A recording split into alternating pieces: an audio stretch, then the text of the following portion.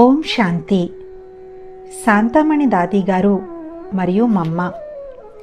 బ్రహ్మకుమారి దాది శాంతామణి గారు యజ్ఞములో ఆదిరత్నాలలో ఒకరు. వీరి తల్లిదండ్రులతో సహా పూర్తి పరివారమంతా ఈశ్వరీయ విశ్వవిద్యాలయంలో సంపూర్ణ సమర్పణులైపోయారు. వీరు మాతేశ్వరి గారి పిన్నమ్మ కూతురు.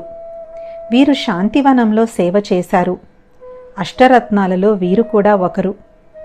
87 సంవత్సరాల వయసులో 15 జూన్ 2010న దేహబంధనాల నుండి ముక్తి అయి బాప్దాదా ఒడిలోకి చేరారు. శాంతామణి దాదిగారు మమ్మాతో తనకున్నటువంటి అనుభవాన్ని, ప్రేరణలను ఈ విధంగా మనకి వివరిస్తున్నారు. మమ్మాగారి శ్రీ లక్ష్మీ రూపము నాకు చాలా ప్రియంగా ఉండేది. శ్రీ లక్ష్మి నాకు తల్లి అని అనిపించేది.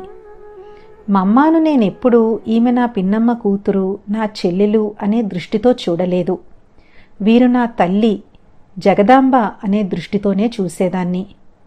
మమ్మ సద్గుణాల గని. ఆమెలో అన్ని గుణాలు వికసించి ఉండేవి. నాకు మమ్మగారి గంభీరతా గుణము చాలా ఇష్టంగా ఉండేది. గంభీరతతో పాటు సహనశీలత మరియు ధైర్యము, ఈ 3 గుణాలు నేను కూడా నా జీవితంలో ధారణ చేసి వ్యవహారంలోకి తేవాలి అని గమనిక ఉంచుతాను.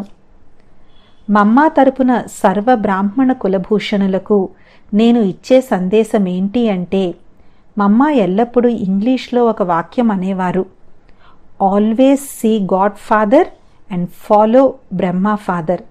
అంటే నిరాకార పరమాత్ముణ్ణి చూడండి, బ్రహ్మా బాబాను అనుసరించండి అని.